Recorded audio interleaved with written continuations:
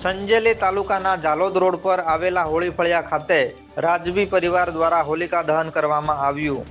સંજેલી તાલુકાના ઝાલોદ રોડ પર આવેલા હોળીફળિયા ખાતે વર્ષોથી રાજવી પરિવાર દ્વારા હોલિકા દહન કરવામાં આવે છે, ત્યારે દર વર્ષની જેમ આ વર્ષે પણ હોળી પ્રગટાવવામાં આવી હતી।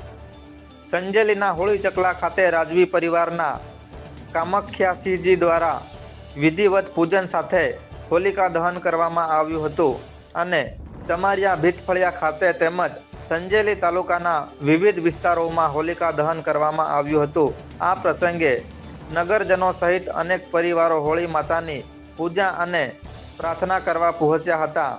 સૌ કોઈએ દીવો અગરબત્તી કરીને સ્વસ્થ જીવન માટે પ્રાર્થના કરી હતી। બાળકો સહિત સૌ નિરોગી રહે તેવી પ્રાર્થના સાથે હોળી માતાના આશીર્વાદ મેળવ્યા હતા અને સૌ નગરવાસીઓ તેમજ ગ્રામજનોએ હોળી માતાની પ્રદક્ષિણા કરી નારિયેળ વધેરી અને ધન્યતા અનુભવ્યા હતા।